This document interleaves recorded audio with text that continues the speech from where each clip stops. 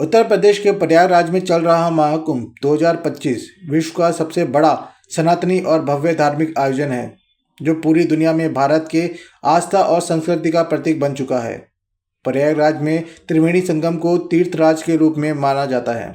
यहाँ गंगा, यमुना और अदृश्य सरस्वती का संगम होता है। महर्षि वेदव्यास ने इसे तीर्थराज प्रयाग का नाम दिया था। वैज्ञानिक दृष्टि से यह स्थान अत्यंत महत्वपूर्ण है। यहाँ की अदृश्य सरस्वती नदी को लेकर अनेक शोध और कहानियां प्रचलित है, जो इसे रहस्यमयी बनाती हैं। कुंभ मेले की सबसे विशिष्ट परंपरा शाही स्नान है, जिसका पहला अधिकार नागा साधुओं को दिया जाता है। नागा साधु जो तप और ब्रह्मचर्य का कठोर पालन करते हैं। महाकुंभ का उल्लेख वेद पुराण, महाभारत और बौद्ध ग्रंथों में मिलता है। चीनी यात्री हुएनसांग ने सम्राट हर्षवर्धन द्वारा 644 ईस्वी में आयोजित माघ मेले का वर्णन किया है।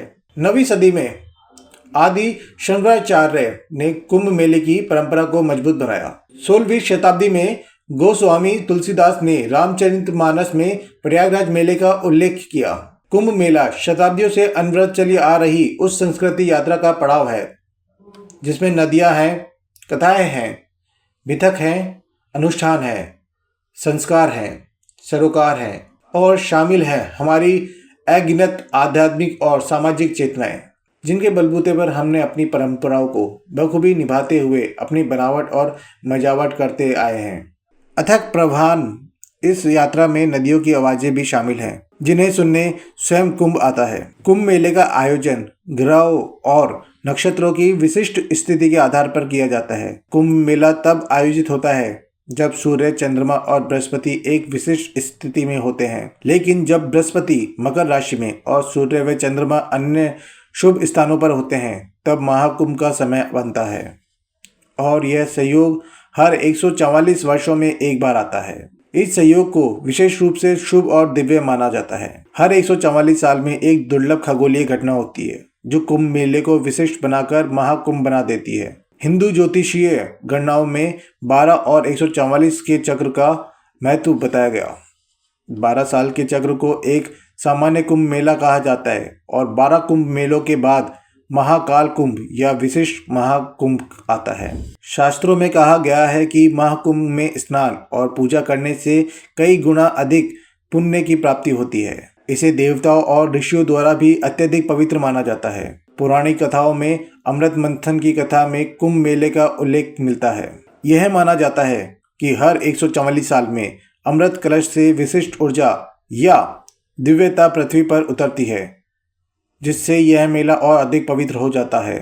यह महाकुंभ इसलिए भी खास है क्योंकि 144 साल के बाद महाकुंभ का आना हमारे लिए एक पुण्य के बराबर है, क्योंकि हम इस कालखंड में हैं जब हमें ये देखने का मौका मिला। 14 जनवरी 2025 को शाही स्नान कर करोड़ों यात्री प्रयागराज में पवित्र त्रिवेणी संगम में डुबकी लगाकर अपने पापों से मुक्त हुए। महाकुंभ में स्नान करने से कई गुना अधिक पुण्य की प्राप्ति होती है और यह मोक्ष प्राप्ति का अवसर माना जाता है।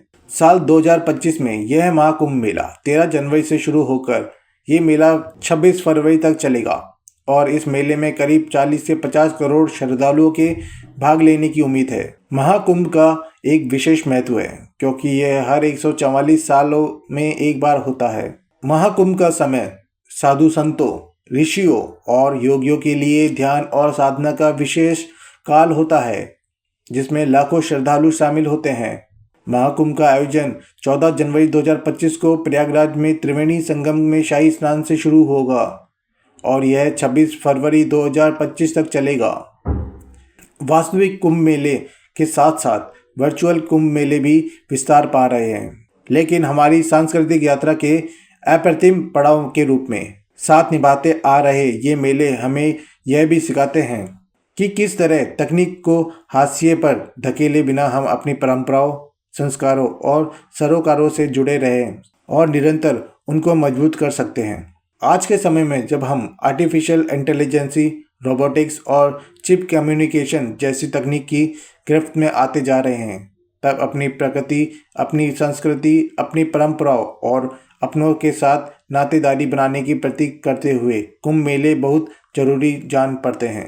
ये अनायास नहीं है कि यूनेस्को यानी संयुक्त राष्ट्र शैक्षणिक, वैज्ञानिक और सांस्कृतिक संगठनों ने 2017 में कुंभ मेले को मानवता की अमृत संस्कृति विरासत की सूची में शामिल कर लिया है। सच यह है कि कुंभ मेले में पहुंचे बहुत से लोग किसी लोक कलाकार से कम नहीं होते। हर किसी को अपनी विरासत में कुछ ऐसा मिलता है जो खुशियों के कुंभ मेले के रूप में यहाँ फूट पड़ता है।